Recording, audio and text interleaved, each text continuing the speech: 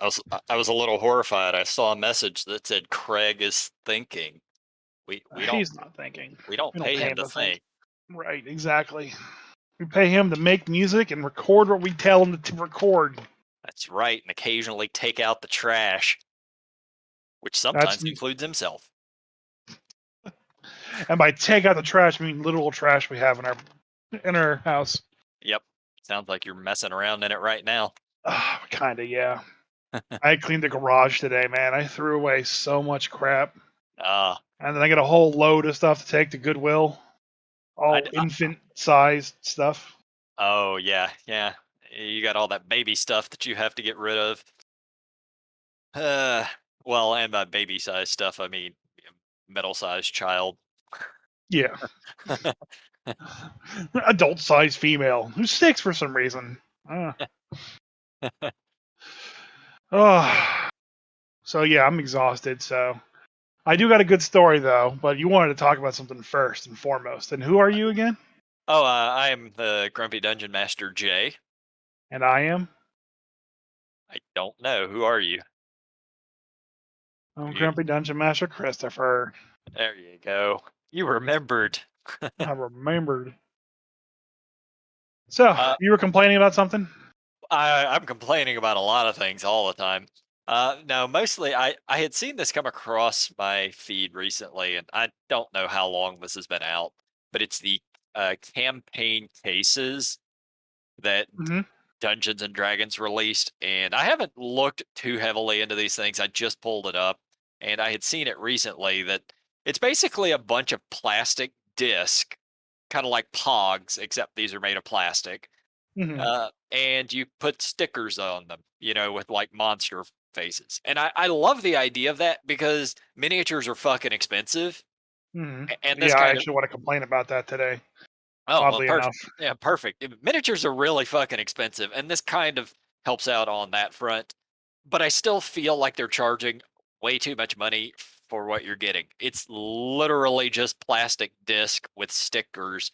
And I had heard that they were selling it for $60. Well, definitely put up a link to it in our post on our site Sure. when we post the podcast, so people can make their own informed decision. There's actually two products. There's the campaign case for creatures, and there's a campaign case for terrain. Yeah. Now, I haven't unboxed either of these things, but they have a good picture. So with the $60, what you get is you get a travel case. It looks like a briefcase with like a rope handle. Hang on. I, And I I actually have the entire contents yeah, list here in front of me. and for the monster case, you get 64 weighted plastic discs that come in different sizes from large to huge, I think down to medium. There's no Yeah. small. Yeah, there's There's 40 medium, 20 large, and 4 huge size tokens. right. There's 5 sheets of monsters, fully illustrated, colored monsters. Basically, you peel them off the sheet, you put it on the pog, and you put it on the board. Okay. And like I said, the whole thing comes in this nice little storage case with a nice little handle, with magnetic closures, and it's got like little storage trays so you can kind of get it out and sort it, and you can basically just peel off. It's like that little sticky film thing we all played with kids. Yeah, It goes, it calls them clings yes. instead of stickers. Um, It's that little plastic cling you used to put on windows and stuff like that. yeah, the problem is those things lose their stickiness after like a month. If you They take good care of it, it lasts more than a month. The problem I've always had was like when I just quickly stack them on top of each other and they all get stuck together. Oh yeah. Yeah, that's going to be a problem too. And then there's the terrain case, where I don't have the details of that. I got it right here. First link takes me to the second link. It's a 30 double-sided interlocking 5x5 terrain tiles. And basically that right there is kind of like the board games. If you've played all the Yes, board games, they're yeah, about they look the same. giant Uh, puzzle pieces. yeah, it's 5 sheets of reusable adventure clings, aka the stickers, with an assortment of wilderness dungeon and interior features to customize your terrain surfaces. Yeah, You get one double sided adventure grid with wilderness terrain on one side and dungeon on the other. And then there's a storage folder, which is for your clings, one sturdy storage case with magnetic closure and rope handle, blah, blah, blah. Yeah. So with the travel with the it comes with the travel case and the closures and everything. The terrain case, you get the puzzle pieces, you get one big map, and all the clings are like, here's a pit, here's a bonfire, here's a fallen tree, Yeah, and they're okay. If you want a really good custom map, then I guess it would work for that. The sure. problem is there's a lot of parts to that one. Um, in my personal opinion, looking at both of these, I don't want the terrain case, but I can see the creature case being useful for a beginning DM. Oh, Um, absolutely. Yeah. when I started in fourth edition, they had the same kind of product, but it was like punch cardboard. You punch them out, and you got like little actual pogs of the monsters. Yeah. And on one side was the monster, and you flip it over was the bloodied side, so you could flip it over and see a visual indicator that things are bloody. See, I like that way better. I I like it. I don't, like that way better too because they last a lot longer to me. I feel like I'm just not going to yeah. be able to keep up with the upkeep with this campaign case. But when it comes to price, $60 for for each. They're each $60. I don't think 60 for the creature case is that crazy. It's But not. I would rather spend $60 on just random fold out battle maps than that terrain case. Yeah, for what you're actually getting, the cost of it, you are getting the hard plastic dish, you're getting the carrying case, which sounds reasonably nice. All these stupid looking stickers. $60 isn't really that high, but for $60, they could have released these things just pre-printed on cardboard, gotten 150 of them, and you could have got two or three times as much stuff if they had Well, done it out of cardboard as opposed to plastic without the stickers. not really, because I remember I think the price point was like 40 or 50 for the cardboard ones, and you only got like 5 sheets. Yeah, but that's because they're ripping Yeah, you off. I can literally just go on to eBay or Etsy or anywhere and get 150 of these things for that same price. possibly. I think the creature case is worth the price point. I just don't think the terrain case is worth the price point. Unless you want to do a lot of custom maps, then maybe you make the call. But I'd rather just get an incarnate license for $25 and then print it out at Office Depot on a piece of paper. Yeah, yeah, you could do that. If you have a decent printer, you could do it as well. Now I Not, bought not, all the tile sets in fourth edition, every nice. single one they came out with, and I Yeah, got boxes of tiles. And I used to use like double-sided tape and tape them down and build out my whole dungeon, and that was great. It worked for what it was, but it was so much upkeep with managing all the parts and everything. see, This is a little better because everything's cling wrap, but I just imagine it all kind of like getting destroyed. it will be absolutely that those cling stickers are not going to last at all. We actually like when we use miniatures and tiles and everything. We have a couple of boxes of like just the mini the terrain tile. I don't know whether it was Pathfinder or just some generic one or maybe an official D&D one, but it's just it's a bunch of 10 by or not even 10 by 10, but a lot of them are 4 by 4 or 8 by 8, just blocks of terrain space. We can just lay them out. We can throw other little bits and pieces on top of it for positioning. It's not the prettiest thing ever, but it absolutely fits the bill if we're just trying to lay out an area. Yeah, And I mean, you can buy that stuff all day long for 20 to $25 at gaming stores or bookstores. yeah, and battle maps don't cost that much either nowadays. Like you can get a big, huge bundle for like $50, and Mhm. they're all over the place. They're more Pathfinder than they are D&D based right now, but It's battle the map's a same. battle Yeah, map. battle map is a battle map. It's the same thing. It works the same way. They use the 1-inch grid. Yeah. Now, you bringing this up was kind of serendipitous because I wanted to bring up.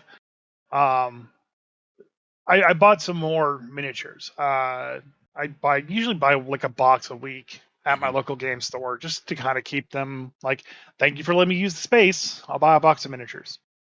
And normally it's okay, but they've gone up in price. Oh, They used to be like $15 yeah, for a that's box. what I remember them at.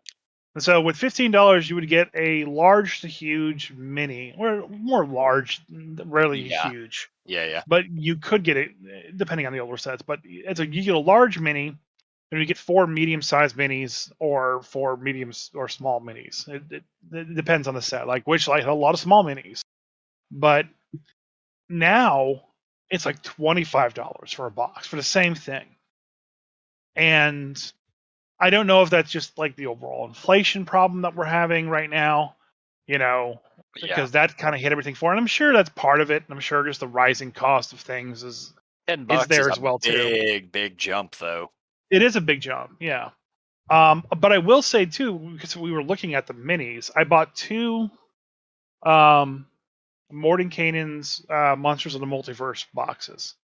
And what I got was a Stegosaurus, a Quetzalcoatl, Yeah. like a pterodactyl. And I got like a house drow, I got like a darrow, I got a goblin, and I got a couple other monsters. I got a Durgar Soulblade. Okay. And one thing I will say is, at least for these both cost $25 a piece, was that these mini quality was definitely better than any other quality of mini that I have gotten before. Okay. Like the Durgar Soulblade, he had his little outfit. He was perfectly painted, kind of almost like someone went in there and actually touched him up. And then he had like this weird, like he had his actual soul blade coming out of his hand, which was like a transparent blue Mhm. add-on that came with him.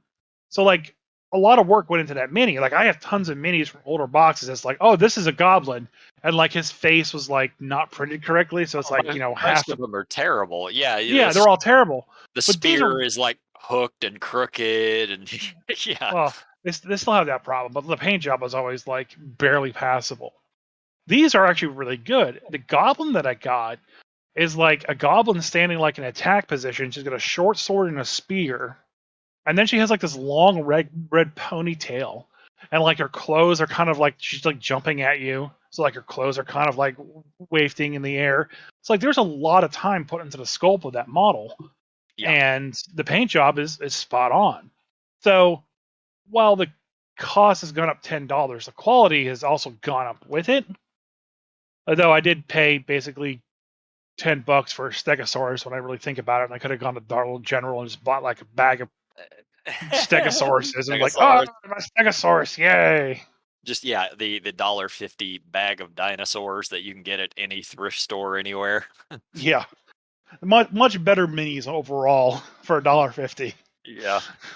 And But it, when you're not using them, your child can play with them. but they have so many minis out now, and there's like, I like having minis for everything, but it's just so expensive now. Yeah. Like there was a good little period, like about a year ago, where they were still kind of going for cheap. A different gaming store here, he just raised the price of all the Frostmaiden boxes because they were selling for that much online. And he had them for like $19. He's like, nope, now they're 30. I'm like, Yeah, I run into that all the time. Yeah, I'm out at thrift stores and everything all the time, and thrift stores, they raise the price of everything because they see somebody has it listed for that on eBay, so it's got to be worth that, which is rarely ever the case. But yeah, I never find minis in thrift stores. no, I don't either. But I'm just saying in general, I'll see toys that are just I don't know, brand new Marvel toys that have been out for 3 months or whatever, but somebody has them listed online for $30. So of course they're going to raise their $5 toy to $30. Yeah, but I mean, I just they got some really good minis out, like the Elder Brain Dragon. There's a few of them out there that are like the War Machine too. Like I found the Infernal War Machine for sale for like $50, and I bought it on the spot Mhm. because I know all the stores have them for 100, and everyone else is selling them for like 85, 90. Yeah. So I don't want to sink that much money into a miniature unless I know I'm going to use it a lot at the table. You know, Yeah, I but if saw. you know that it's worth more than that, it's kind of hard to not put that into it. I'm not buying minis to have them be a return on investment in 30 years. No, it's not my point. My point is if you plan on already using it, and then you know that if you don't use it, you can still get your money back out of it. Kind of hard to Yeah, go wrong. yeah. I did buy Yanogu, the Beast of Butchery, recently too, I because always he look was good. Yeah. yeah he was going to be the end boss for my Adventure League campaign that I was running at my store because they were basically we were running the Adventure League Descent into Avernus side module that they wrote, and he was the end bad guy. It was going to go all the way to level 20. Yeah, I was about to say he's like level, yeah, he's a CR 20 plus monster. So, Oh yeah, yeah. I'm also talking about this in the past tense too. yeah. Anything else you want to talk about before I go on to this one? Oh, no, go no, just carry on. Actually, hold on. But yeah, since we're on miniatures, since I'm Yeah. getting ready to do Shadowrun, oh man. There's no such thing as Shadowrun miniatures. Like they exist, but it is really difficult to get a hold of sci-fi miniature stuff or anything to even use in that genre. Uh, like I mean, Star Wars stuff is easy to get a hold of, but any cyberpunk stuff, just like I'll have to maybe find some printouts or something. I don't know. you can get lucky with some 40K miniatures Yeah, I hadn't that thought of that. Yeah. resemble like there's a lot of like but it's all very 40K skewed miniatures, but there are a couple cyberpunky chapters and stuff like that that may work, but then you're talking about 40K miniature prices. Well, Um, which is probably cheaper than Shadowrun miniature prices. Like Shadowrun pro- miniatures do exist. They've been around since the 90s, but just getting access to a lot of them is nearly, yeah, that's just unaffordable for me. yeah. Um, I know that my local store Synergy, they sell prepaid 40K miniatures, and even like a small trooper is like $5.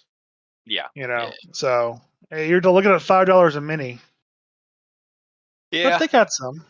I mean, I've got some, I actually have some Warhammer miniatures here, so I could use them if I need to. Or what'll end up happening most likely is we'll just use D&D miniatures. Yeah, Heresy Miniatures seems is a site that I just googled, and they seem to have a bunch of sci-fi creatures. Yeah. There was another game called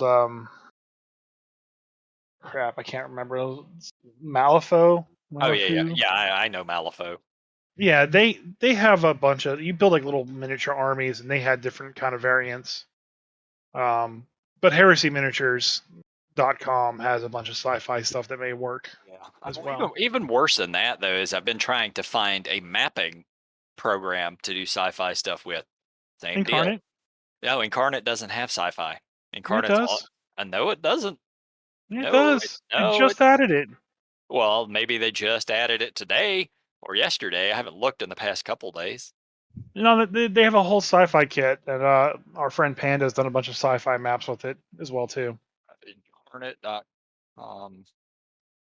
I don't know. Well, all right. Well, we'll go over it later. You'll have to show me where to find it at because I've been trying to build maps with it. Literally, it's all just fantasy maps. Honestly, you look for Star Wars maps, and that will get you all the sci-fi maps you need. Yeah, but well, yeah, but I'm looking for a program to make the maps. Not, and there are Yeah. very few sci-fi ones out there. Well, people use Incarnate for a lot of them. They just like change the shade of the textures. Unless honestly they were doing in the past, and like I said, they're coming out with a sci-fi pack. If it's not out, it'll be out soon. Okay, Um, yeah, I would. Hopefully, it comes out soon. That'd be but nice. more often than not, they just kind of take the same textures they already have and just like turn it steel gray, Sure, but and that's it. like the houses don't work. All of the buildings don't work because You should they're all like you medieval. talk to our friend Panda because he made a bunch of sci-fi maps recently with Incarnate. Yeah, it's fair. I'm sure I could figure it out if I really wanted But to. Pog S, the guy that we got for all the Frost-mated maps. He has a bunch of sci-fi maps as well too. There's a lot of creators out there that make a lot of weird things, but they spend a lot of times tweaking the textures internally to Yeah, make them be what they want. I'm lazy. I'm not gonna do that probably. Well, you can't just use an AI program and tell it what you want and get a result. Oh wait, you can now. Oh wait, yeah, we can. Yeah, I want to try that out there with the Wonder AI app and just like give it like a fantasy setting and like confrontation and see what I get as a result. It's kind of creepy how that can actually happen. Yeah. And I don't know what the technology behind it is. I've only read kind of like well, what they actually do is this, and you just kind of like hearsay opinions about it. Um, one was is that all the AI apps just kind of grab images on the web that are categorized that way, and then blend them all together in the background, and then create the image that way. So you're stealing people's artwork and then like modifying it essentially. Well, I saw that one picture that the AI had done that won a contest. Yeah. I can't even describe the art. It was really kind of sci-fi fantasy looking, and it was really cool looking. Uh, but yeah, just the fact that AI can now randomly make art as good, if not better, than the vast majority of artists out there. Scary world. I did see the stills that someone took Tom Holland Mhm. and turned him into Link. Oh yeah, yeah. I Yeah, saw that, and first I was like, wait, they're doing a Zelda movie? they should. Tom Yeah, Holland looks like Link. yeah. You I can walk mean, around and go, "Excuse me, princess." look, I And I would laugh. only if they have somebody in there saying, hey, listen, then I'd be okay with it. Hey, listen. See, I didn't play those Zeldas, so I don't get that reference. I didn't either, but I am unfortunately familiar with the reference. Yeah, last Zelda I actively played was on the Super Nintendo because I'm old as fuck. So, all right. So moving on, you said you started to tell a story before I went back to Shadowrun miniatures. So I killed my party again. Here's my surprise face. It looks exactly like my normal one. It wasn't intentional. It was with a random encounter. To be fair, random encounters do have a tendency to take shit off the beaten path. Sometimes it accidentally wipes the party, and sometimes you end up stuck on the plane of water. So, That's fair. yeah, so so last week I talked about how my party was kind of like raiding this fortress in Avernus, and there was this 100-foot cliff, and they basically half of them fell down all the way, yep. and were pretty beat up by the encounter. And then I had a barbed devil run away from the encounter because I didn't want to push it too far and wipe them. So I kind of like set everything up. They were going to basically work their way through this fortress. I had like 3 encounters planned based off of everything that the modules I had that I was provided from Adventures League. And in there was a random encounter table. And what they wanted you to do is every time they walked into a room, roll on the random encounter table and have that random encounter happen. So there were a couple set encounters, which were the ones I was running, Yeah. and then basically every time you open a door, random encounter. And I felt like that would be too much, so I just prepped the 3 that I was gonna run, and I was gonna have a random encounter if one happened, if they took during a rest, if they had one. So they were beat to shit. They saw the other army that was outside the fortress, kind of like up where they just were, and I told them that they saw a man, like a goat man, standing down looking at them, and they heard the rumbling of large footsteps, kind of like walk away from them from up on the ridge.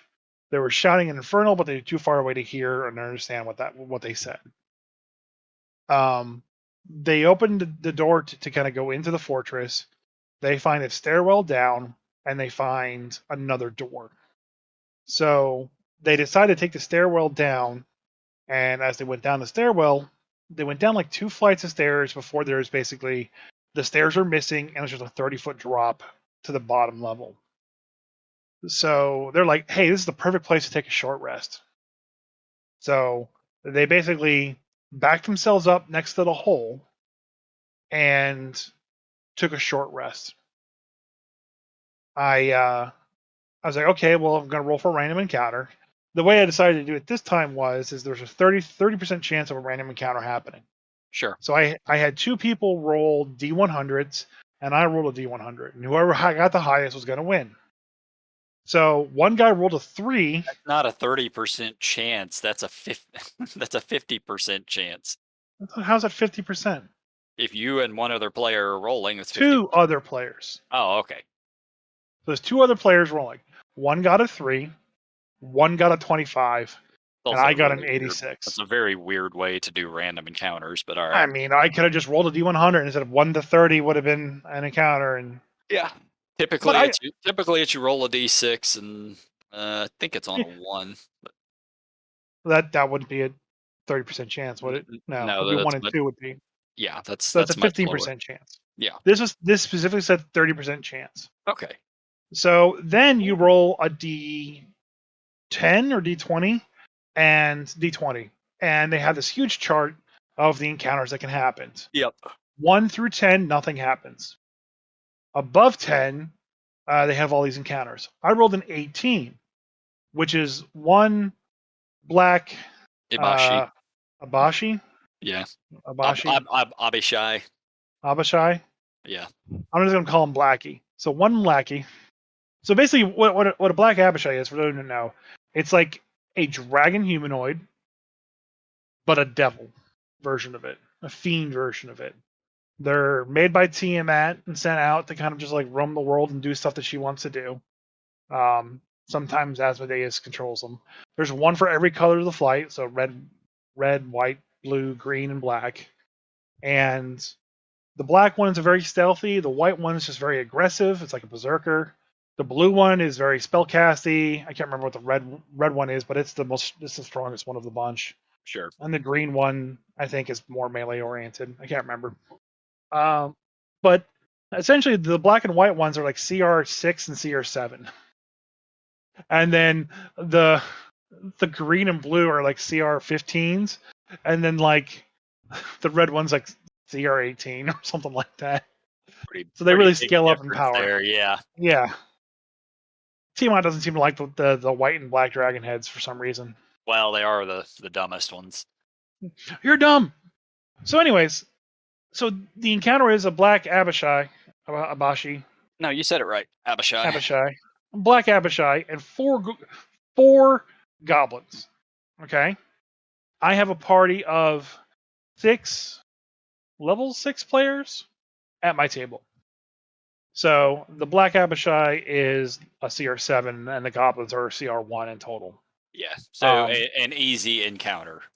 An easy encounter. I let them take the short rest. I let them complete the short rest. They're up.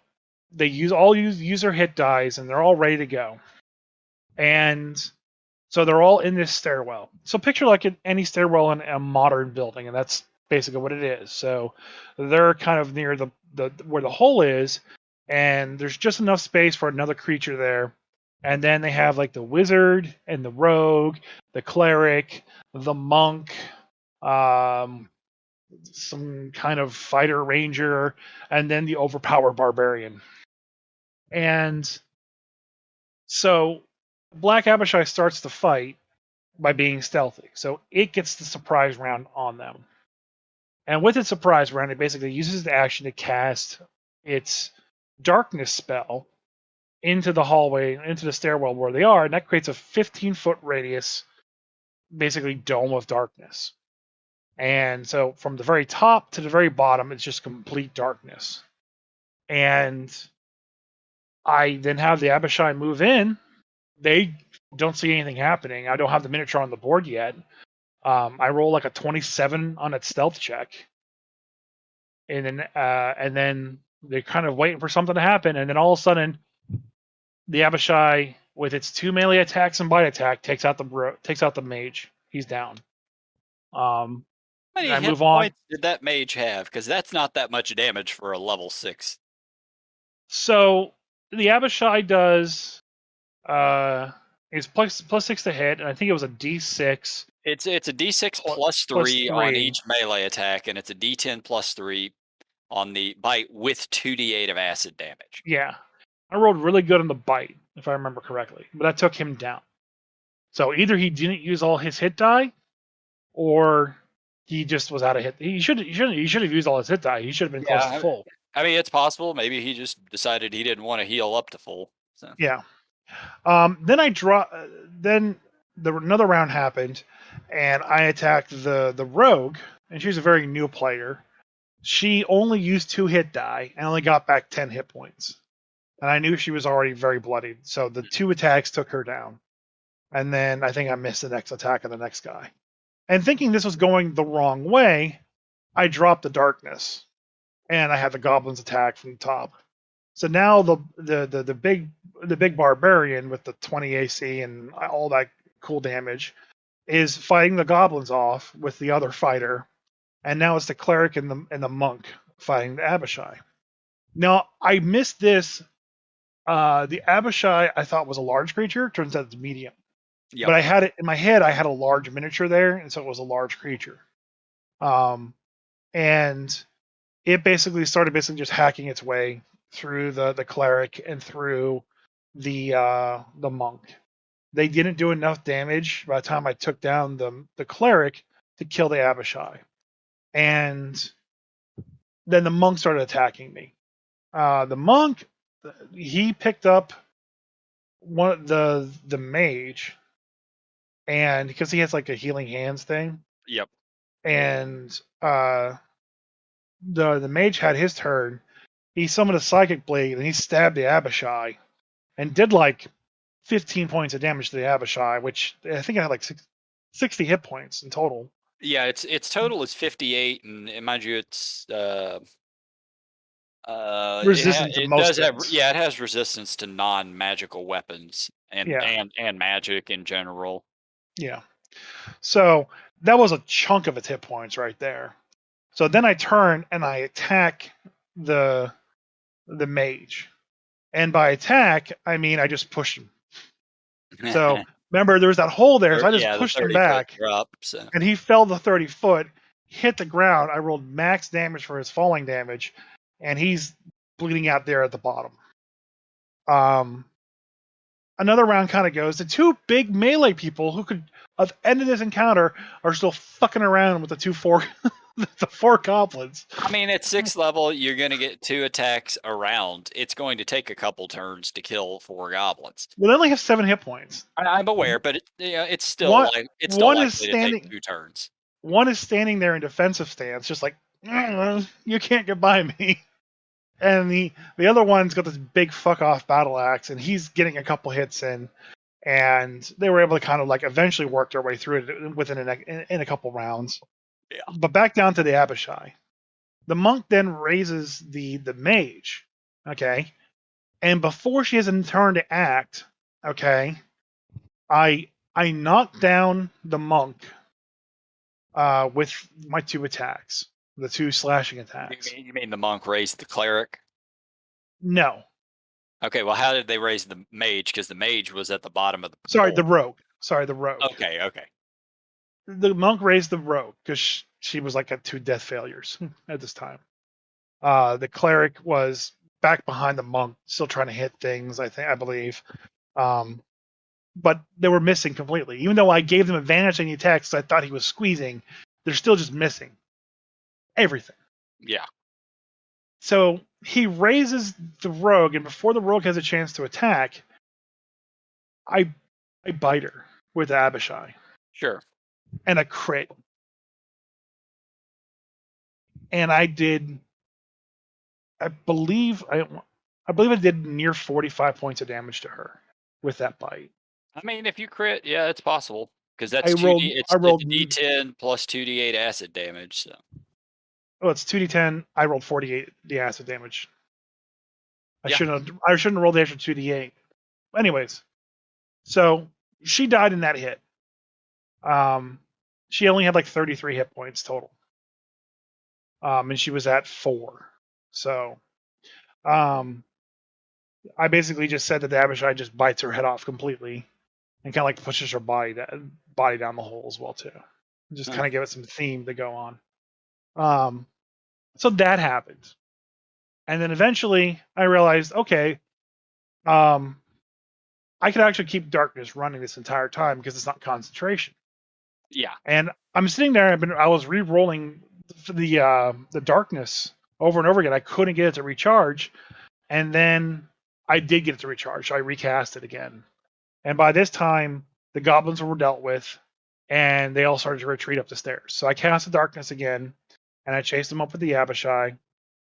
Um, the cleric decided to give a the best attempt at a kamikaze all or nothing run against the Abishai, turned on spirit guardians, okay, and because he couldn't see his other party members, he couldn't tell what he couldn't make it so spirit guardians couldn't kill them. um he ran down the stairs, turned it on, it hit the Abishai. It did a crap ton of radiant damage. The Abishai's turn came. uh he saved, the Abishai saved, and he did 5 damage when the Abishai had 6 hit points left. Like in total, he did 11, but since he saved, he took half. So I took the half from the 6. So he had 1 hit point left. Yeah. And the cleric was also beat to shit. So when the Abishai's turn came up, he did his all attacks. Every single attack hit, and the cleric went down. I then used the Abishai to kind of move the darkness up some more. So they stayed in the darkness even when they ran outside the fortress. Mm-hmm. And I took the monk out, and I started working on the barbarian and the other guy. Every time they tried to move, I would just move the darkness, so they were always stuck in it, and they weren't moving much at all anymore at this time. The the other fighter, who's a tiefling fighter, he runs back into the fortress, runs in through the other door that I mentioned earlier at the start, Right. and pulled the encounter that I intended them to actually do, and basically surrendered to them. And I had these 2 Maragons who basically were like tending to a blue drake, and they kind of like walk over. He's like, "Ah, I'm here to surrender. I want to join you. I'm really good with dragons. I can help you with your drake."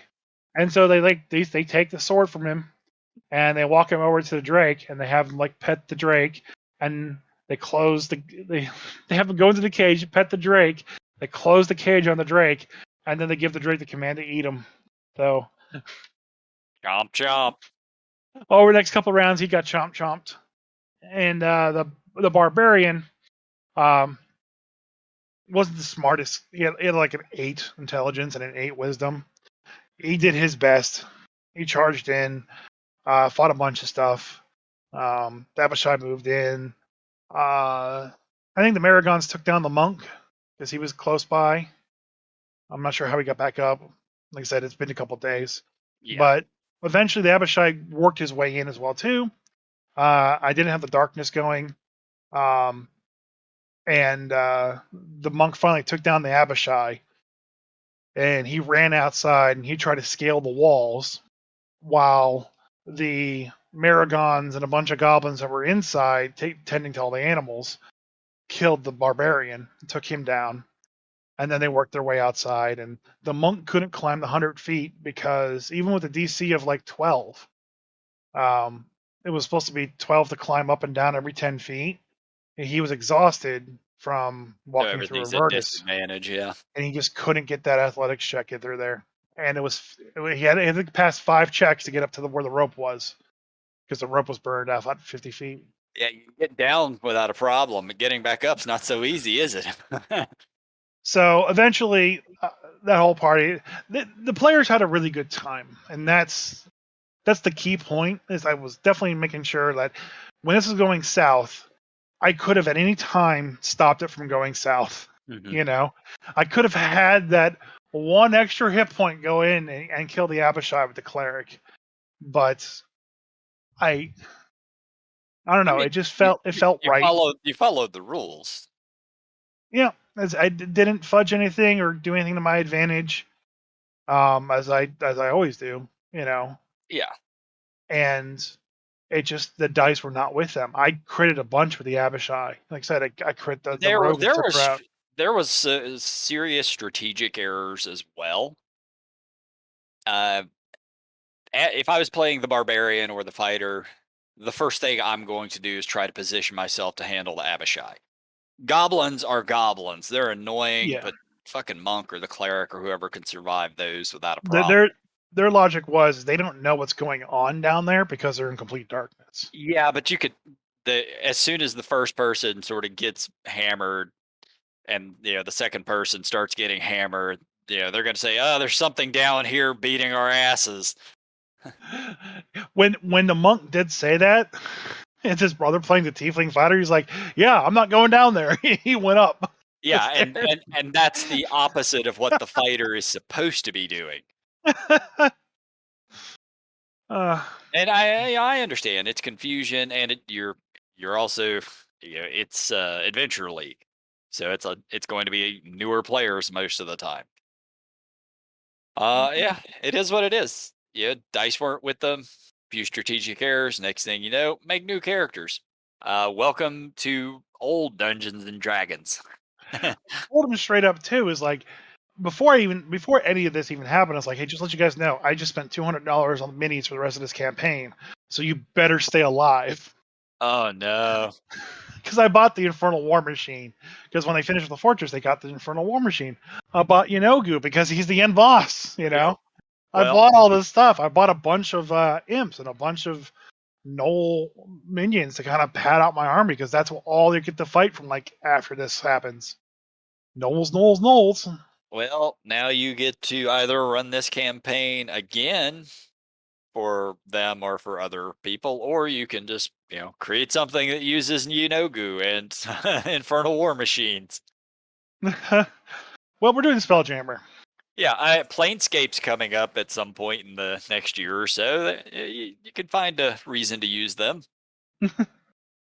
I told him to make characters, level 1 characters with all just the Spelljammer races, Okay. or human. Uh, And all the slimes, all the slimes. one's like, I'm gonna be this kind of Thicreen, and I'm gonna be this kind of ooze. One's like, oh, I wanted to be a warforged. It's like, well, welcome to Autognome country. Yeah. Like, you could be a GIF. GIF are amazing. This is my GIF. My GIF is amazing.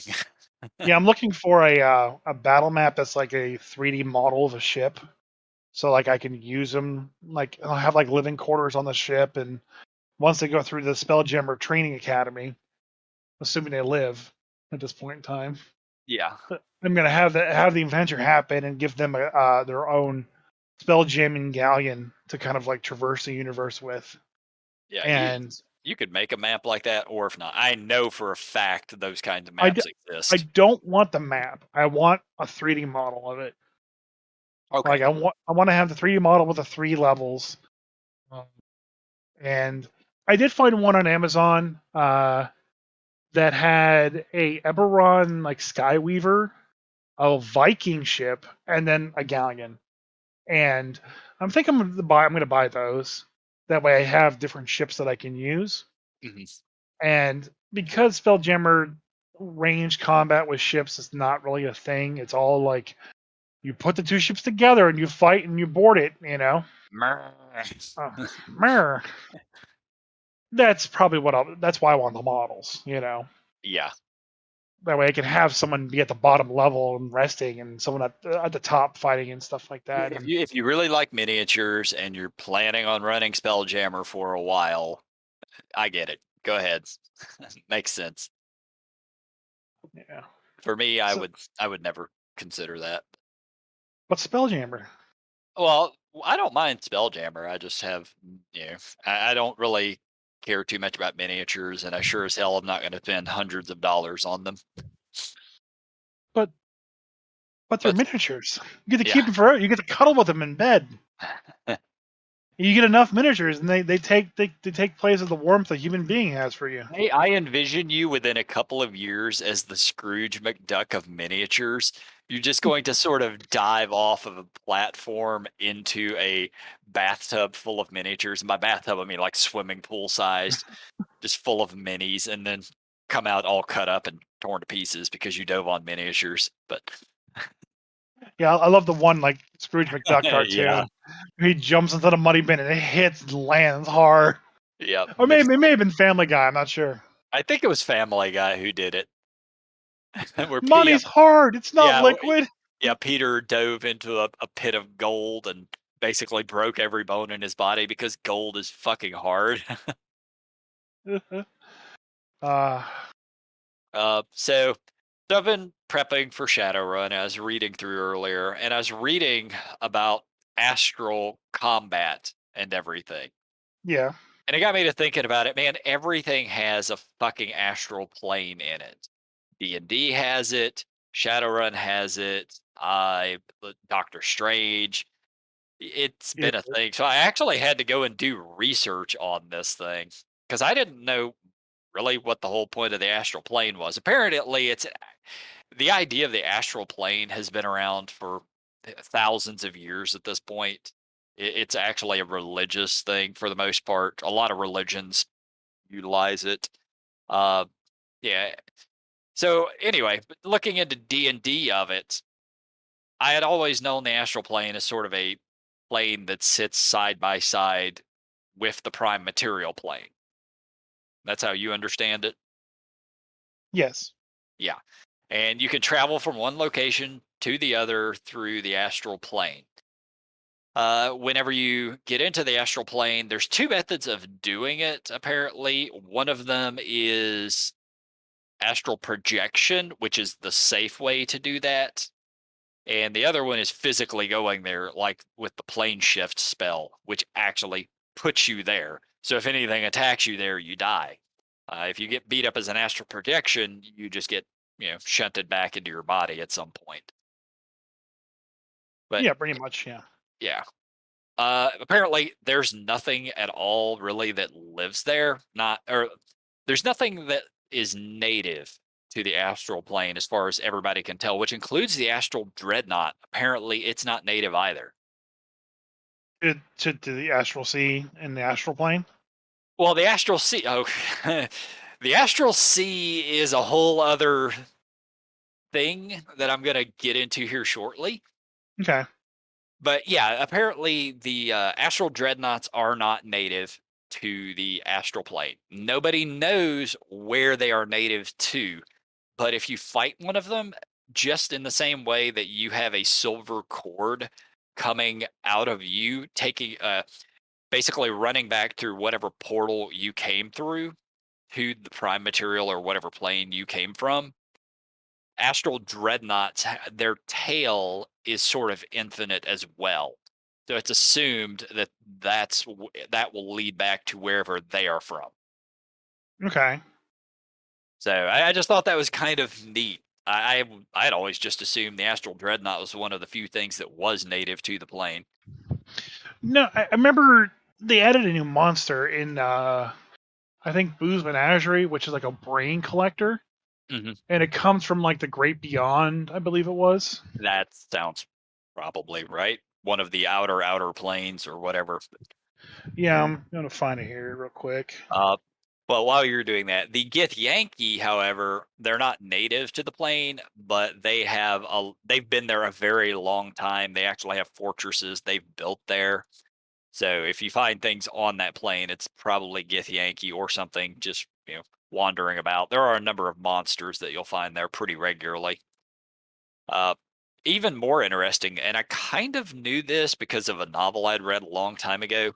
But whenever gods die, like actually die, that's where they go, is the actual plane. Yeah, So like that's where their body is. It got me to thinking kind of with Guardians of the Galaxy. Remember where they go to there's a planet or whatever where they're mining the remains of a dead god. yeah, It's not really a planet. It's the corpse of a dead god or one of the celestials. yeah. One of the Celestials. Yep. So you could easily, I mean, honestly, you could definitely run a cool, uh, maybe not campaign, but a one shot where you end up on a place like that where Githyanki or some other creatures have moved into the corpse of a dead god in the astral plane. So the monster I was talking about is like Nethalgu, Okay. Nethalgu. So pretty much what it is. So I'll just read the block of text here once my cat gets out of the way. Hi, Blaze. I love you too. I All right. know. So this is my favorite monster in the new Boo's Menagerie book. Known throughout the multiverse as brain collectors, Nethalgu consume the brains of humanoids and use them as receptacles to enhance their magical abilities. Nethalgus are born in a nightmarish far realm, but they spread across the astral plane and find their way onto various worlds of the material plane, where brains are much more abundant. An Nethalgu has a bulbous body and 6 legs resembling those of a crustacean. 4 bulging eyes and tooth-filled maw dominate its hideous visage. Behind all these features, one or more lumps protrude from its body, each one containing a brain the Nethalgu has consumed. After an Nethalgu kills a victim, it uses its pincers to cut open the victim's head and remove the brain. It then swallows the brain whole. The collected brain is stored inside one of the several pockets in the Nethalgu's head. Once it has collected 12 brains in this fashion, it is overcome by an urge to return to the far realm and begin devoting all his energy to finding a way home. Huh. In the encounter with the Nethalgu, roll d12 to determine how many brains it's already collected.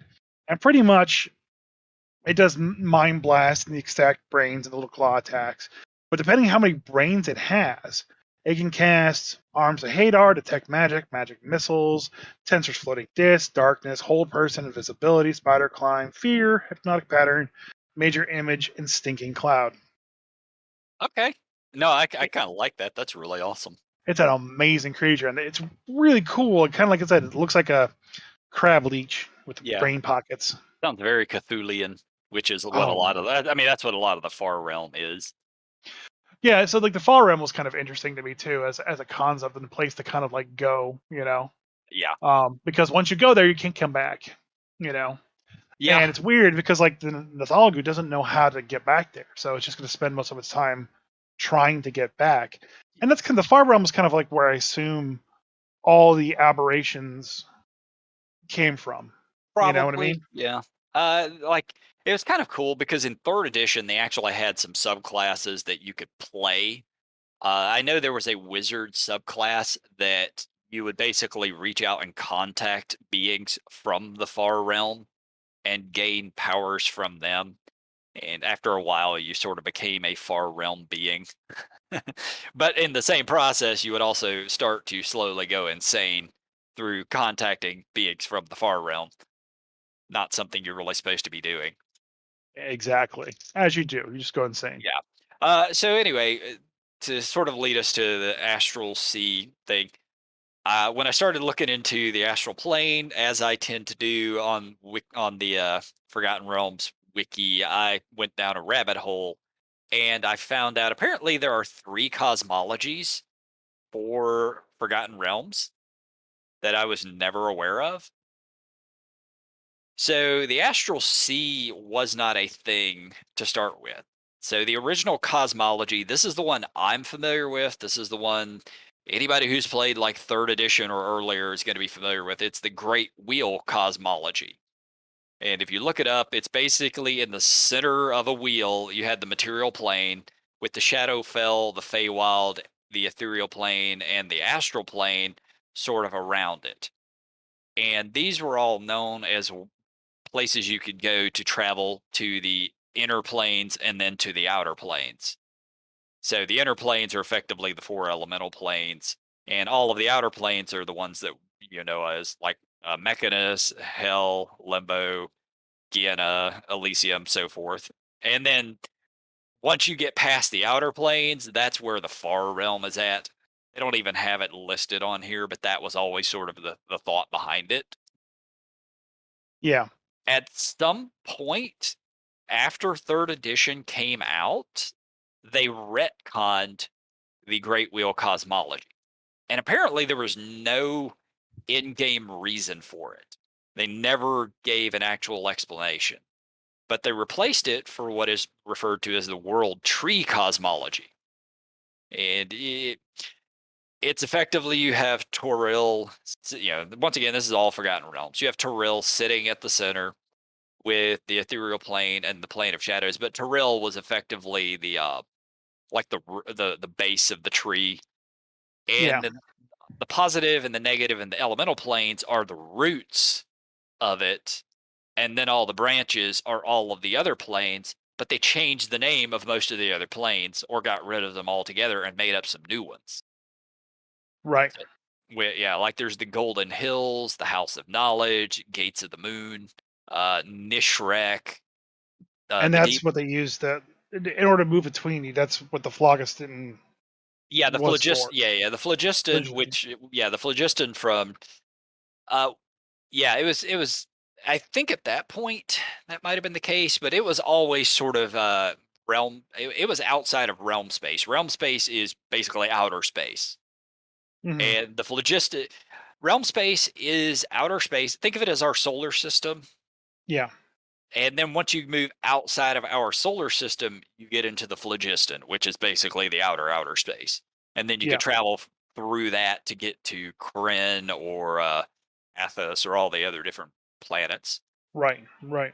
Uh, but anyway, they started running with this other world tree cosmology, and as I've been reading some of the Forgotten Realms novels, I see where they're actually doing that.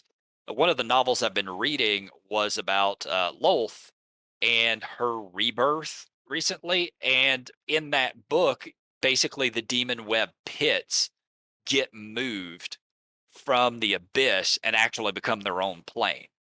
Yeah.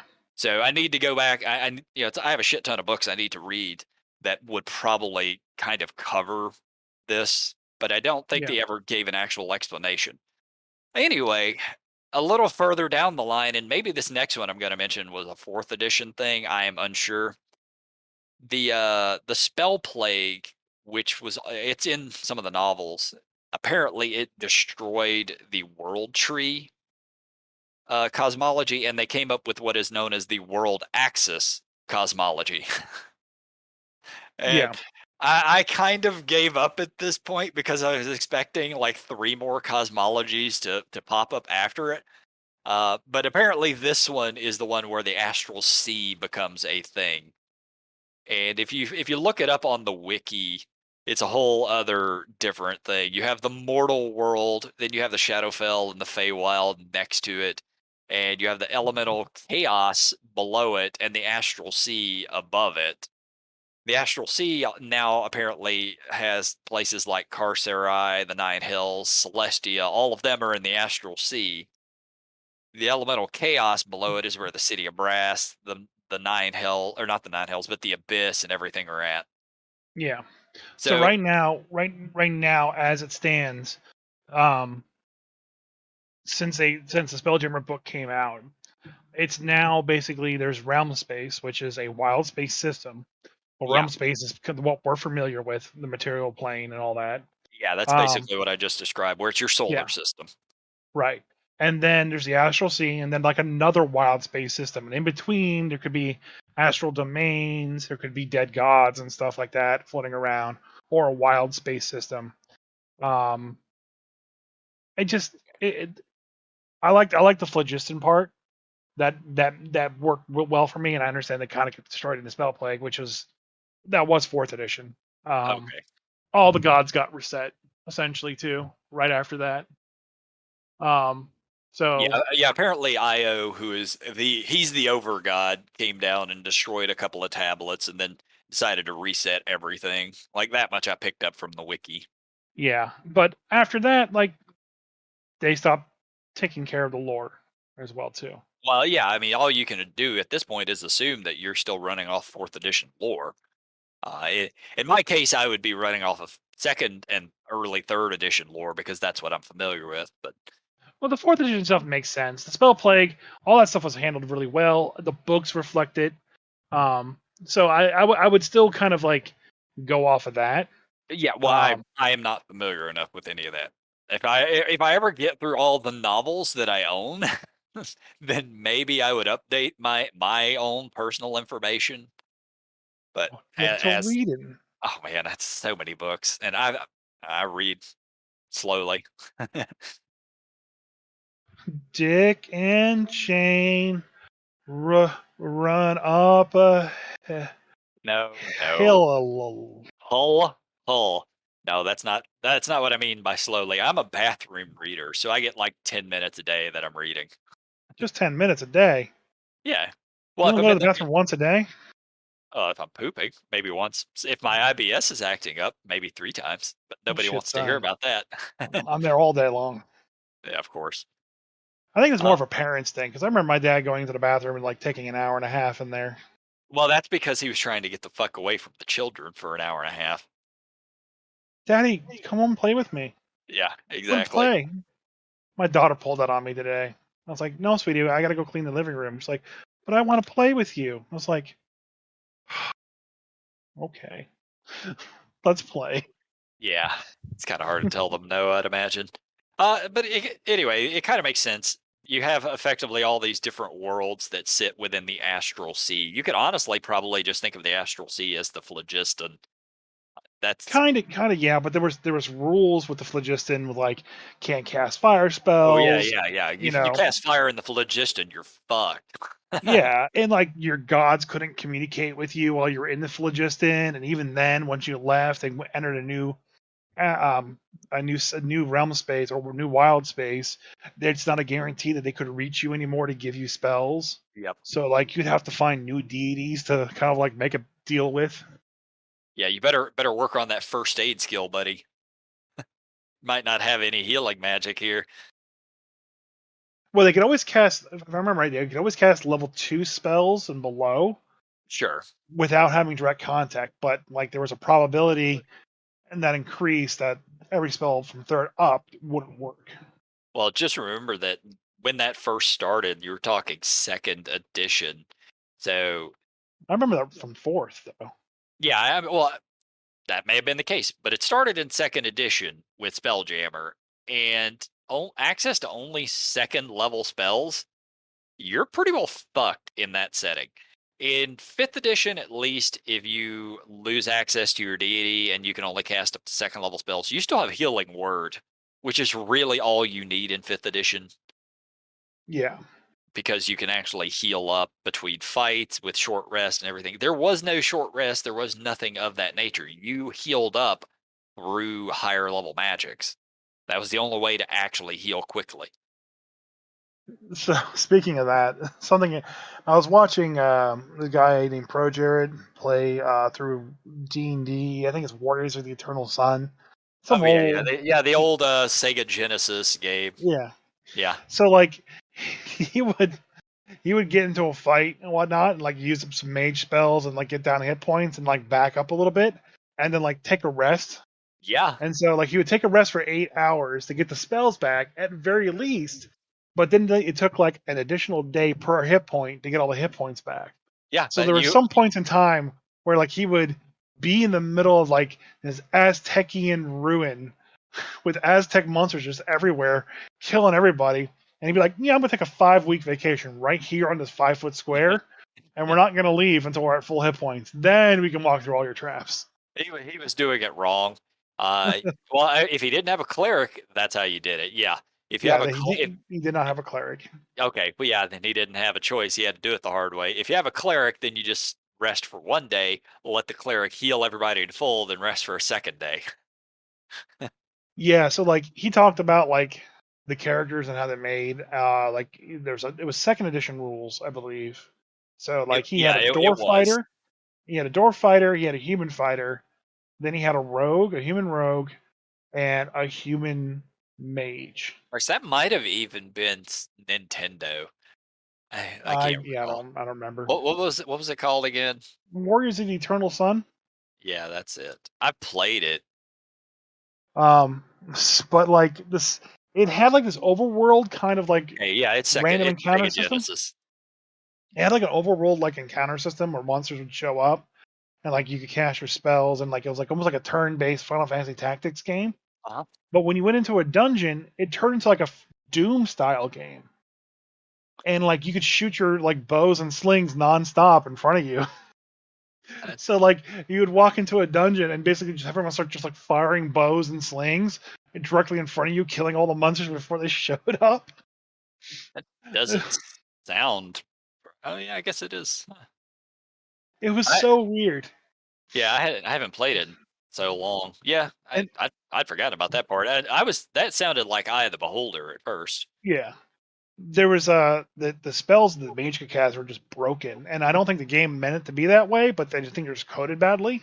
Like Entangle would paralyze you if it landed, Hmm. and I don't remember it ever failing to land on something either.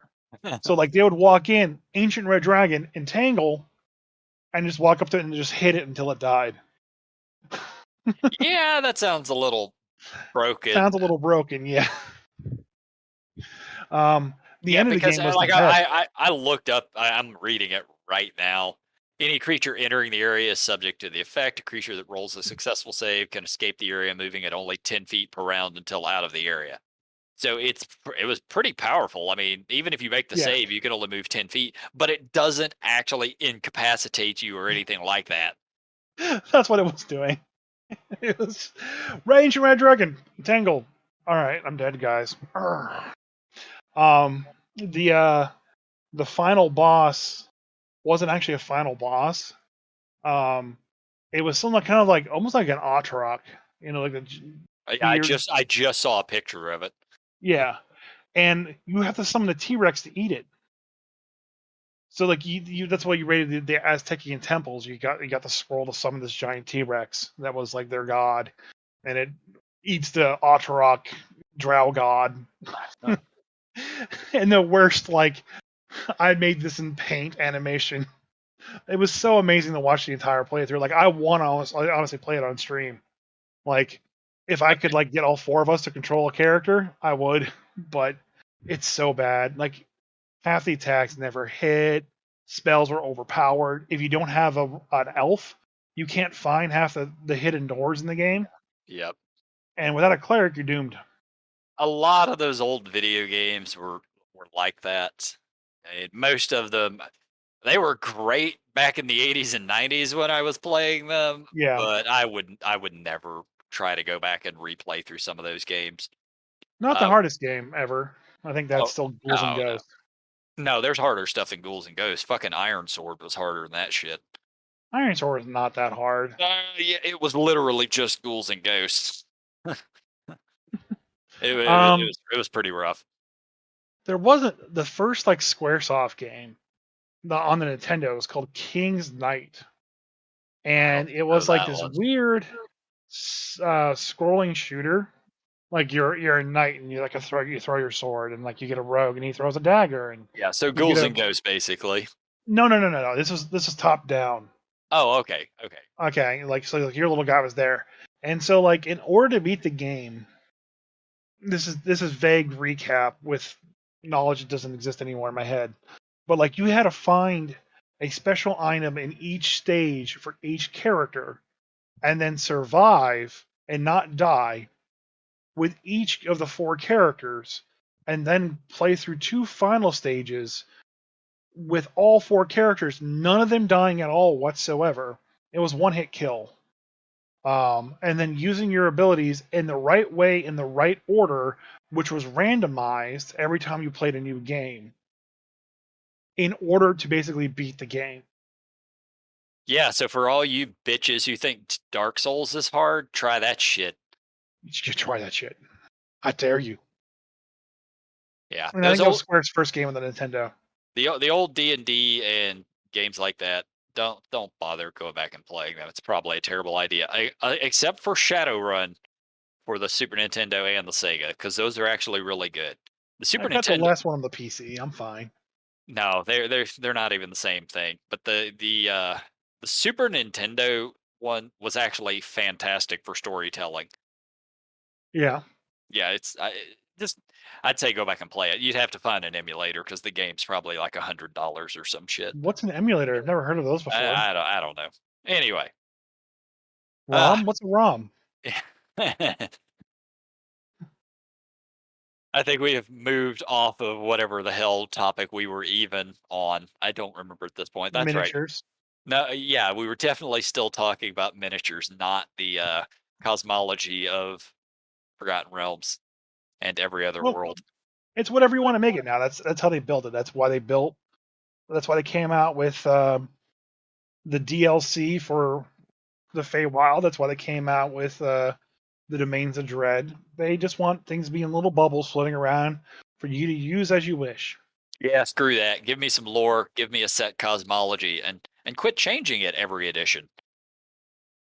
I don't mind if they change it every edition. Just give me a reason why it changes. Like Io coming down and going, "This is my nutsack," and then like saying, "This is what the cosmology is now." That's a fair enough reason. That's all that I need. Be like, "Got it. You win. Yeah, We're all look, gonna be over here now." if you're going to change it, please write some novels about it or write a book about it. Something. Give us a reason, for the love of goodness. I'd rather them not change it again. It's already been changed like 3 times, once without an actual reasoning behind it. So Yeah, like I said, I mean, it's really hard. Like if you don't change it, you end up into a problem like Warcraft has, where like you have a developer who saw it one way, wrote it one way, and then he left the project. And now a new one came on, and he's only going to keep 50% of it, and then write new stuff. You know, I mean, when Warcraft started, we had the Titans, and they were like the big be all end alls who formed the universe. And then to find out that they're only like a piece of 8 pieces and they shouldn't have been doing what they were doing. There's actually older gods called the first ones that really made everything it's the like, one. It's that one upping bullshit that I yeah. hate.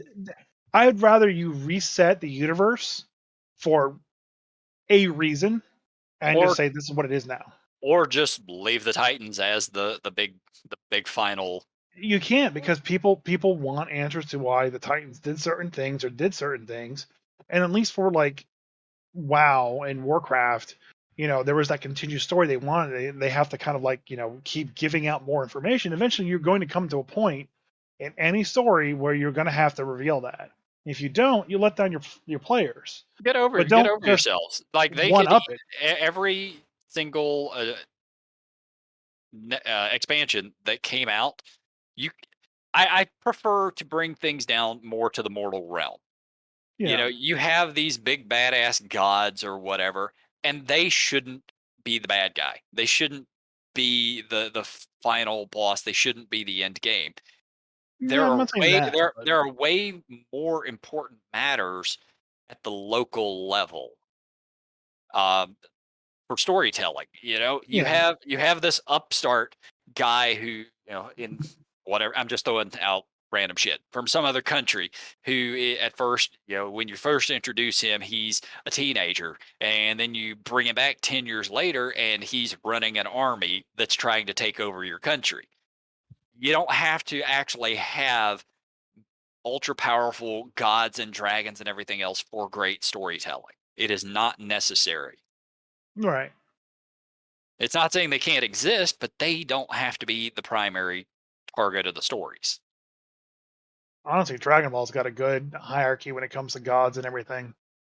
It seemed to make the most sense. I guess You I know nothing of it.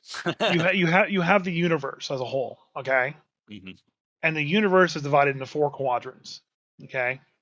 And each of those quadrants has an overall deity that runs those quadrants, okay? On all the planets that have sentient life, each planet has their own associated god that runs that planet, okay? So All right. in Dragon Ball, you have Earth and you have Kami, okay? And Kami is on this little floating platform. And then he has some connection to people who pass over into heaven or hell. And in there, you have the guy who was in charge of, I think, the North Quadrant or wherever they were in, and that's eventually who Goku meets to get training from. And so those 4 Kai have a Kai that's in charge of them, and then there's another Kai in charge of them. So like a managerial structure kind of breaks down like a pyramid. Mm. Okay. And then that whole universe and everything, how everything is structured that way, is in a bubble, which then has different universes all in their own little bubble and a different managerial level of I'm already getting sick from hearing Tommy this. No, above you said it them. had a good way of No, doing it's this. This is horrible. This is literally the one-upmanship. I beat this guy, so now I have to beat the guy above him. So now I have to beat well, the guy no, above no, no, him. no, no, no, That's literally well, that's that's what I was literally every about to anime. get to. That's Hold on, fucking hold on. Bleach all over again. That's what I was about to get to. All the gods are weak. All the mortals that are kind of like running around doing stuff can get beat up by all the gods at any time.